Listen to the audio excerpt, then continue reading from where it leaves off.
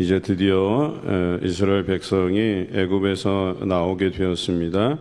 그리고 하나님께서는 먼저 그들에게 여러 가지 규례에 대해서 말씀하셨는데, 우선 유월절을 나오기 전날 밤에 지키게 하였고, 나오면서 무교절에 대한 절기를 말씀하시고 지키게 하셨습니다. 그리고 11절부터는 처음 난 새끼들과 처음 난 자식들을 하나님 앞에 대속하여 드릴 것에 대해서 이야기합니다. 대속한다는 것은 이게 하나님의 것이다 라고 하는 것을 인증하는 것인데요, 그것을 양으로 하라고 이야기합니다. 그래서 나귀의 첫 새끼를 위해서도 양으로 대속함을 통해서 이게 하나님의 것이다 라고 하는 것이죠. 그래서 나귀의 첫 새끼를 바치는 것이 옳은데, 이제 양으로서 그것을 대신 드렸다, 이런 표현이죠. 뿐만 아니라 그 장자들에 대해서도 대속할지니라라고 했어요. 대속의 두 가지는, 하나는 양으로서 드리는 것이고 하나는 할례를 행하는 것이다, 이렇게 우리가 성경을 통해서 알았습니다. 그렇게 해서 이 일들을 내 후손들이 왜 이렇게 해야만 됩니까? 라고 물을 때에 바로 이 출애굽했을 때의 여정을 자녀들에게 알려주라고 이야기하죠. 그래서 바로가 완악할 때에 그 마지막 재앙, 장자의 죽음에서 하나님께서 우리를 구별하여서 살리셨음을 그 자손들에게 이야기하라고 이야기합니다. 이게 중요한 거죠. 왜 유월절 절기를 그들이 지키는가? 그래서 오늘 하나님께서 그들에게 말씀하시잖아요. 여호와께서 너희들을 대속하여 구별하였다라고 하는 것을, 이것을 내 손의 기호와 내 미간의 표가 되게 하라고 말씀하십니다. 그래서 애굽에서 인도해 내신 분이 하나님이시다라고 하는 것을 그 후손들에게도 알리라고 말씀해 주시죠. 이것이 대단히 중요한 첫 번째 나눌 말씀이죠. 우리가 살아가면서 하나님의 인도하심이 없는 인생이 없어요. 그런데 마치 내 인생 내 힘으로 살아온 것처럼, 내 경험과 내가 가진 물질로서 살아온 것처럼 그렇게 하나님 앞에 겸손하지 못할 때, 때로는 하나님께서 우리를 치셔서 낮고 천하게 만드실 때가 있어요. 우리를 겸손하게 낮추시게 만들 때가 있어요. 왜냐하면 날마다 저희가 하나님을 믿노라 하면서 하나님께 의지하지 않고 하나님 외에 다른 것들을 의지하기 때문에, 그들로 하여금 알게 하시는 방법은 한 가지밖에 없어요. 바로에게 행하신 것처럼 하나님은 살아계시다라고 하는 것을 드러내시기 위해서 그 마지막 장자의 죽음에 대한 징벌을 그들에게 내리신 것 아니겠어요? 마찬가지예요. 우리도 바로처럼 겸손하지 못하면, 또 하나님의 것을 하나님의 것으로 우리가 구별해서 드리지 못하면 그것에 대해서 반드시 하나님께서 회수하시는 거죠. 레위기의 말씀에 우리가 이제 앞으로 나누게 되겠지만, 하나님께서 징벌의 3단계가 있어요. 첫 번째는 흉년이 들게 하는 거죠. 곡식이 자라지 않게 하시는 거죠. 두 번째는 수탈을 당하는 거예요. 2단계는. 그래서 곡식이 있으나 하나님께서 다 거두어 가시는 거예요. 다 빼앗아 가는 거예요. 다른 나라가 쳐들어와서 다 빼앗아 가게 하시죠. 그것도 안 되면 3단계에 가서 나라를 잃게 만드는 거예요. 노예 생활을 하게 만든다는 거예요.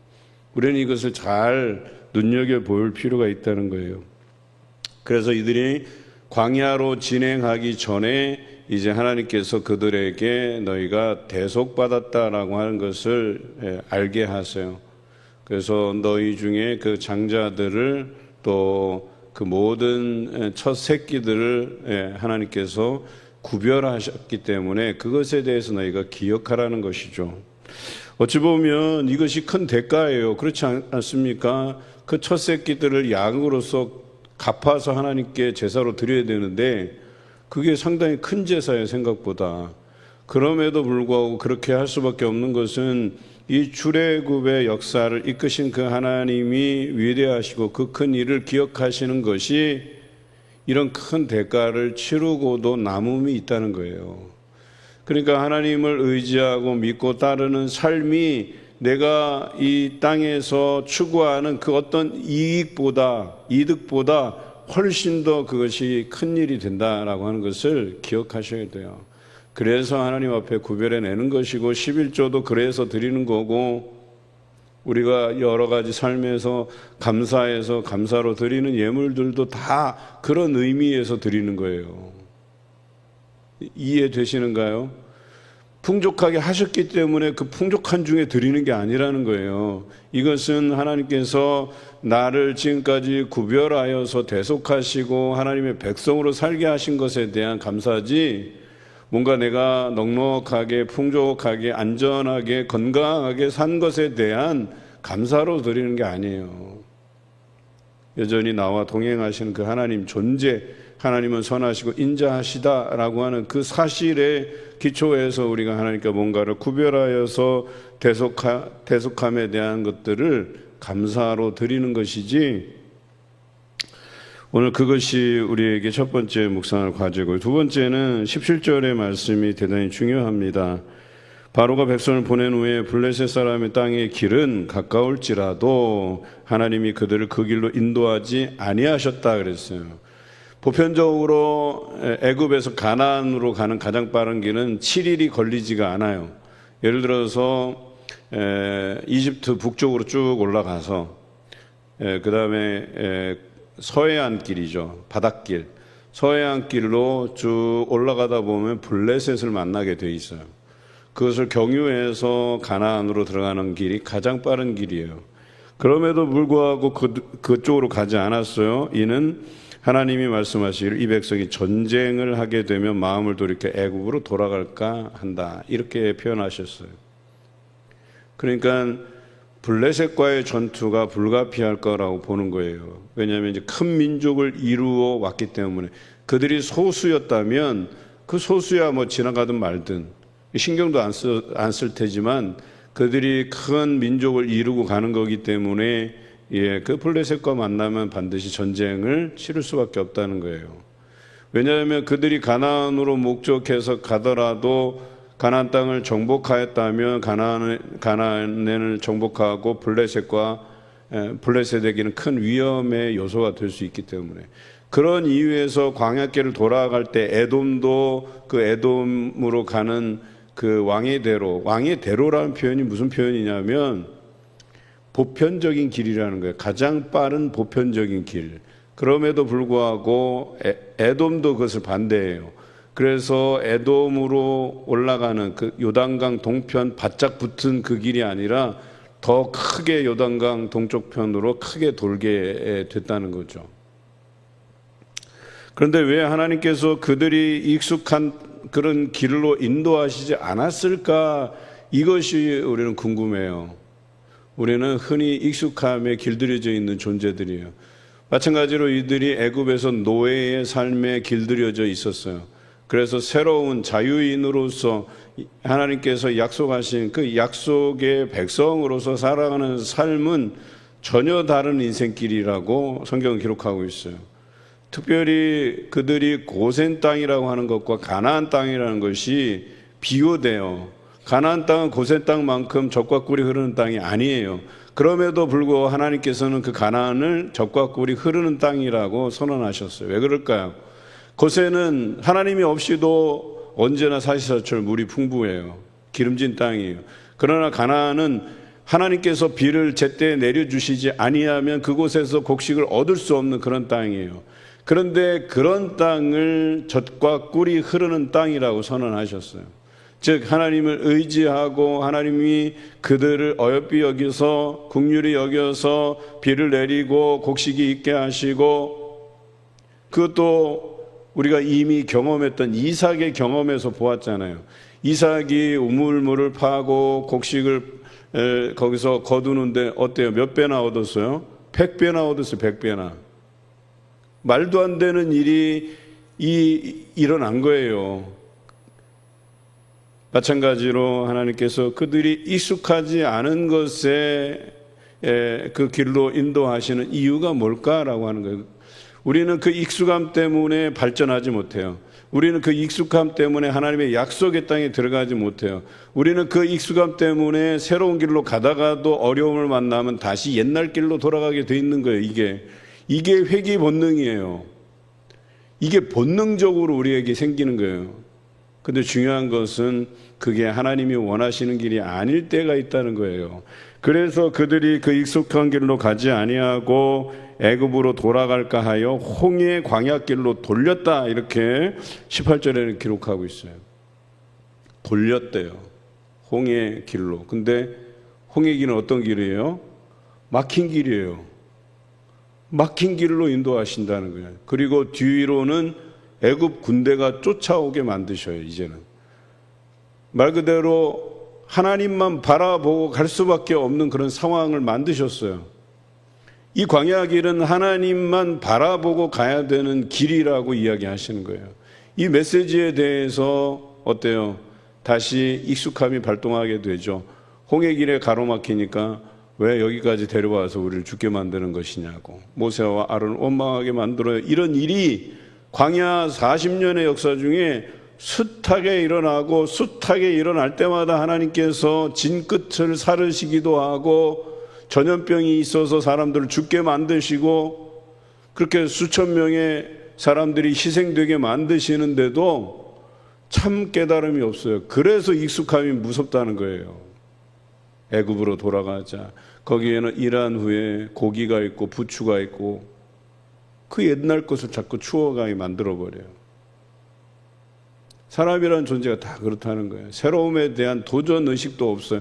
하나님께서 제시해 주시는 새로운 길, 전혀 다른 길인데도 불구하고 이 길이 아닌 것 같아요. 그리고 나서 조금만 문제에 봉착하면 뭐예요? 이 길이 아닌가요? 왜 우리를 여기로 인도했지? 여긴 길이 없잖아. 그런데 이미 하나님의 길은 홍해 바다 밑에 만드셨다는 그 사실을 우리가 보지 못하는 거죠. 믿음이 없기 때문에. 그런데 홍해가 갈라지고 나서야 하나님께서 그곳에 길을 만드신 것을 알게 된다는 거죠. 그렇습니다. 우리는 이 익숙함에서 돌아서야 돼요. 때로는 하나님께서 전혀 새로운 길을 가게 하실 때에도 믿음으로 믿음의 안목을 가지고 걸어가야 될 때가 있다라고 하는 사실을 기억하시기 바라요. 우리가 그 익숙한 길로 돌아가자, 익숙한 길로 가자 하다가 그 길에서 더 우리가 신앙이 성장하지 못하는 거예요. 어느 구역에서 열심을 냈어요. 뭐 저렇게 열심을 내, 그냥 하던 대로 하지. 이게 우리의 본성이라는 거예요. 그냥 저 사람이 열심을 내면 우리도 번거로워져. 우리가 이렇게 하니까 너무 좋으네 하면서 그 소문이 나면 다른 구역들은 어때요? 우리도 그거 해야 되잖아. 귀찮아 죽겠어. 그냥 하던 대로 하면 되지 뭘 저렇게 그냥 유난을 떨까. 왜 그걸 우리에게 보여주시고 그런 도전을 주시는지에 대한 이해가 없는 거예요. 우리도 걸어보지 않은 그 새로운 길을 향한 도전들이 있어야 되고 함께 걸어가야 되는데 귀찮아요. 번거로워요. 힘든 길이에요. 앞이 보이지 않는 길이에요. 예상이 되지 않는 길이에요. 그럼에도 불구하고 하나님께서 보여주신 길이라고 하면, 하나님께서 앞서 가시면 따라갈 수 있는 용기라도 있어야죠. 베드로가 그 물 위로 걸으시는 예수님께로 오라고 했을 때 담대하게 갈 때는 문제가 없었지만 아래로 내려보는 순간 빠져들어가는 거예요. 우리 삶이라는 게 다 그래요. 믿음이 없이는 가지 못하는 길이에요. 그 길을 예수님께서는 믿음으로 걸어가셨단 말이에요. 십자가의 길, 죽음의 길. 예수님은 그 길이 이렇게 가다가 순종함을 보이면 하나님께서 살려주시겠지, 이렇게 가신 길이 아니라는 거예요. 죽음의 길인데 알고 가신 거예요. 그냥. 그리고 죽으셨고 이후에 부활하셨다라고 하는 사실이죠. 그런데 우리는 죽음 너머의 부활을 생각하지 아니해요. 죽음이 끝이라고 생각해요. 그 길까지가 끝이라고 생각하니까 그 길 갔다가 다른 길 없으면 돌아오게 돼 있는 거예요. 우리의 회귀 본능이라고 하는 게. 그러나 거기에 숨겨놓으신 참 부활의, 참 생명의, 참 부흥의, 참 성장의 길을 우리가 마다하고 그냥 내 갈 길 가겠노라 하고 옛적 길을 다니고 구습을 쫓아 행하고, 그러나 우리 하나님께서 인도해 가시는 길은 가보지 못한 길, 익숙하지 않은 길, 때로는 그들에게 희생과 헌신을 요구받는 그런 길일지라도 우리는 믿음으로 그 길을 걸어가야 될 필요가 있다라고 하는 거예요. 요셉이 참 대단한 사람인 게 오늘 19절에 보면 그들이 애굽을 떠날 때에 자신의 유고를 가져가 달라고 하나님이 반드시 이 백성을 약속의 땅으로 인도해 내실 것을 알았다는 거예요. 자기 때가 아니더라도 언젠가 하나님께서 자기를 통해서 이 백성을 이 고센 땅에 거주하게 하고 거기서 많은 백성이 되게 하시고 약속의 땅으로 가게 할 것을 그는 믿었다는 거예요. 믿음의 안목으로 보았다는 거예요. 그때에 내 유고를 파다가 가져가서 그 가나안 땅에 묻어달라고 유언을 남겼어요. 얼마나 대단한 사람이에요. 미래를 바라볼 줄 아는 사람이었다는 거예요. 그리고 그들이 광야 끝 에담의 장막을 쳤어요. 에담은 이제 애굽 땅과 광야 길의 경계선이에요. 여기서 이제 결정해야 되는 거예요. 하나님께서 제시해 주시는 길을 갈 것이냐 말 것이냐. 그들이 그 길을 결정하고 떠났을 때 구름 기둥, 밤에는 불 기둥, 그들을 인도해 내서 그들에게 앞서서 그들을 인도해 내셨다라고 하는 것이에요. 이게 대단히 중요한 것 아니겠어요? 우리가 새로운 길을 떠날 때 하나님께서 낮에는 구름 기둥, 밤에는 불 기둥으로 그 백성을 인도해 내심 같이 우리를 인도해 주시는 하나님을 경험하게 된다는 거예요. 이게 참 대단한 거죠. 이용규 선교사님이 우리 한국에 오실 때마다 하는 이야기가 그거예요. 우리 한국은 하나님을 경험하기에 너무나도 불편하고 어려운 그런 환경을 가졌다는 거예요. 왜? 하나님 아니고서도 편리하고 얼마든지 편안한 삶을 누릴 수 있는 땅이기 때문에. 그러나 몽골은 결핍의 땅이었기 때문에. 지금은 다른 곳으로 이렇게 선교지로 옮기셨지만 그때 당시 몽골은 결핍의 땅이에요. 하나님을 바라보지 아니하면 살 수 없는 그런 땅이었다는 거예요. 그래서 날마다 하나님을 바라보게 되는, 그래서 하나님 만나기가 너무나도 수월하고 괜찮은 땅이라고 이야기하신 거예요. 오늘 우리는 이 결핍의 은혜를 잊어버리고 있어요. 오늘 광야에서, 그들이 광야에서 이제 시작할 삶은 온전히 다 결핍의 땅이에요. 오직 하나님만 바라보면서 살아갈 수밖에 없는 그런 땅으로의 하나님의 인도하심이에요. 오늘 여러분들을 향한 새로운 길은 무엇입니까? 여전히 여러분 앞에 새로운 길을 제시했지만 우리의 두려움 때문에, 주저함 때문에 새로운 길 가지 못하고 계신다면 여러분 그 새로운 길을 떠나보시기 바라요. 믿음의 안목을 가지고 걸어가시는 여러분 되시길 바랍니다. 그러면 하나님께서 구름기둥, 불기둥으로 이스라엘을 인도하셨듯이 여러분들을 그 앞이 보이지 않은 캄캄한 길이라도 하나님께서 밝히시고 인도해 내실 줄로 믿습니다.